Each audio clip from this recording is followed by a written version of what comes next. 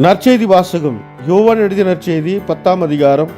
ஆண்டவரின் உயிருள்ள வார்த்தைகள் 31 42 முடிய. அவர் மேல் எரிய யூதர்கள் மீண்டும் கற்களை எடுத்தனர். இயேசு அவர்களை பார்த்து, தந்தையின் சொற்படி பல நற்செயல்களை உங்கள் முன் செய்து காட்டியிருக்கிறேன். அவற்றுள் எச்செயலுக்காக என்மேல் கல்லெறிய பார்க்கிறீர்கள் என்று கேட்டார்.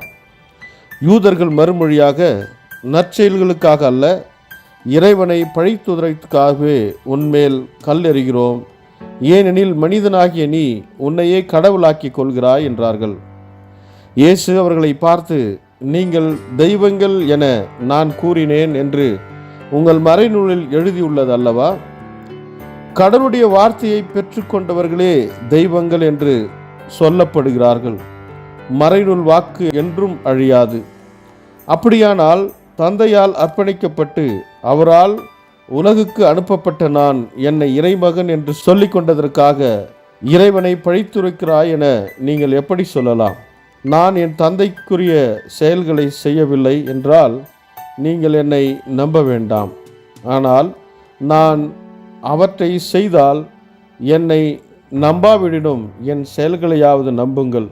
அதன் மூலம் தந்தை என்னுள்ளும் நான் அவருள்ளும் இருப்பதை அறிந்துணர்வீர்கள் என்றார். இதை கேட்டு அவர்கள் அவரை மீண்டும் பிடிக்க முயன்றார்கள். ஆனால் அவர்கள் கையில் அகப்படாமல் அவர் அங்கிருந்து சென்றார். யோர்தானுக்கு அப்பால் யோவான் முதலில் திருமுழுக்கு கொடுத்து வந்த இடத்திற்கு இயேசு மீண்டும் சென்று அங்கு தங்கினார். பலர் அவரிடம் வந்தனர். அவர்கள் யோவான் அருமடையாளம் எதையும் செய்யவில்லை, ஆனால் அவர் இவரை பற்றி சொன்னதெல்லாம் உண்மையாயிற்று என பேசிக்கொண்டனர். அங்கே பலர் அவரிடம் நம்பிக்கை கொண்டனர். இது வாழ்வு தரும் கிறிஸ்துவின் நற்செய்தி. கிறிஸ்துவே உமக்கு புகழ். ಯೋಹಾನ ಅಧ್ಯಾಯ 10 ವಚನ 31 42 ಯೆಹೂದ್ಯರು ಯೇಸುವನ್ನು ಕೊಲ್ಲಲು ಮತ್ತೆ ಕಲ್ಲುಗಳನ್ನು ತೆಗೆದುಕೊಂಡರು.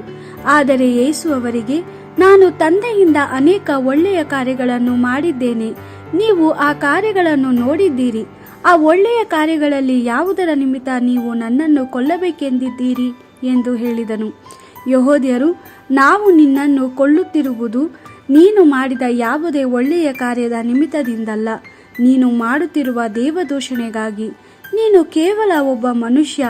ನೀನು ನಿನ್ನನ್ನೇ ದೇವರೆಂದು ಹೇಳಿಕೊಳ್ಳುತ್ತಿರುವೆ.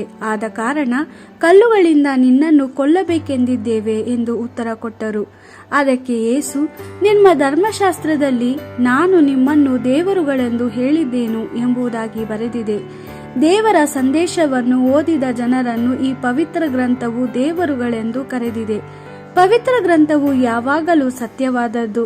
ತಂದೆಯೇ ನನ್ನನ್ನು ಪ್ರತಿಷ್ಠಿಸಿ ಈ ಲೋಕಕ್ಕೆ ಕಳುಹಿಸಿಕೊಟ್ಟಿರುವುದರಿಂದ ನಾನು ದೇವರ ಮಗನು ಎಂದು ಹೇಳಿದ್ದಕ್ಕೆ ನೀವು ನನ್ನನ್ನು ದೇವದೂಷಣೆ ಮಾಡುವವನೆಂದು ಹೇಳುವುದೇಕೆ? ನನ್ನ ತಂದೆಯು ಮಾಡುವುದನ್ನು ನಾನು ಮಾಡದಿದ್ದರೆ ನಾನು ಹೇಳುವುದನ್ನು ನಂಬಬೇಡಿ. ಆದರೆ ನನ್ನ ತಂದೆಯು ಮಾಡುವ ಕಾರ್ಯಗಳನ್ನೇ ನಾನು ಮಾಡಿದರೆ ಆ ಕಾರ್ಯಗಳಲ್ಲಿ ನೀವು ನಂಬಿಕೆ ಇಡಬೇಕು. ನೀವು ನನ್ನಲ್ಲಿ ನಂಬಿಕೆ ಇಡದಿದ್ದರೂ ನನ್ನ ಕಾರ್ಯಗಳಲ್ಲಾದರೂ ನಂಬಿಕೆ ಇಡಿರಿ. ತಂದೆಯು ನನ್ನಲ್ಲಿದ್ದಾನೆ ಮತ್ತು ನಾನು ತಂದೆಯಲ್ಲಿದ್ದೇನೆ ಎಂಬುದನ್ನು ಆಗ ನೀವು ತಿಳಿದುಕೊಳ್ಳುವಿರಿ ಮತ್ತು ಅರ್ಥ ಮಾಡಿಕೊಳ್ಳುವಿರಿ ಎಂದು ಹೇಳಿದನು. ಯೇಸುವನ್ನು ಬಂಧಿಸಲು ಯೆಹೂದ್ಯರು ಮತ್ತೆ ಪ್ರಯತ್ನಿಸಿದರು, ಆದರೆ ಯೇಸು ಅವರಿಂದ ತಪ್ಪಿಸಿಕೊಂಡನು. ಬಳಿಕ ಯೇಸು ಜೋರ್ಡಾನ್ ನದಿಯ ಆಚೆಯ ದಡಕ್ಕೆ ಹೋದನು. ಯೋಹಾನನು ಮೊದಲು ದೀಕ್ಷಾಸ್ನಾನ ಕೊಡುತ್ತಿದ್ದ ಸ್ಥಳಕ್ಕೆ ಯೇಸು ಹೋಗಿ ಅಲ್ಲಿ ತಂಗಿದ್ದನು.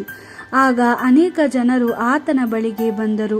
ಯೋಹಾನನು ಎಂದೂ ಅದ್ಭುತ ಕಾರ್ಯವನ್ನು ಮಾಡಲಿಲ್ಲ, ಆದರೆ ಯೋಹಾನನು ಈ ಮನುಷ್ಯನ ಬಗ್ಗೆ ಹೇಳಿದ ಪ್ರತಿಯೊಂದು ಸತ್ಯವಾದದ್ದು ಎಂದು ಅವರು ಮಾತಾಡಿಕೊಂಡರು. ಮತ್ತು ಅಲ್ಲಿ ಅನೇಕ ಜನರು ಯೇಸುವಿನಲ್ಲಿ ನಂಬಿಕೆ ಇಟ್ಟರು. ದೇವರ ವಾಕ್ಯವಿದು. ದೇವರಿಗೆ ಕೃತಜ್ಞತೆ ಸಲ್ಲಲಿ. Gospel according to John, chapter 10, verse 31 to 42. The Jews then picked up stones to throw at him. So Jesus said, I have openly done my good works among you which the Father gave me to do. For which of these are you stoning me? The Jews answered, We are not stoning you for doing a good work, but for blasphemy. You are only a man and you are making yourself God. Then Jesus replied, Is it not written in your law, I said, you are gods? So those who received the word of God were called gods, and scripture is always true. Then what should be said of the one anointed and sent into the world by the Father. Am I blaspheming God when I say I am the Son of God? If I am not doing the works of my Father, do not believe me. But if I do them, even if you have no faith in me, believe the works I do, and know that the Father is in me and I in the Father. Again they tried to arrest him, but Jesus escaped from their hands. He went away again to the other side of the Jordan, to the place where John had baptized, and there he stayed. Many people came to him and said, John showed no miraculous signs, but he spoke of this man, and everything he said was true. And many became believers there. The Gospel of the Lord. Praise to you, Lord Jesus Christ.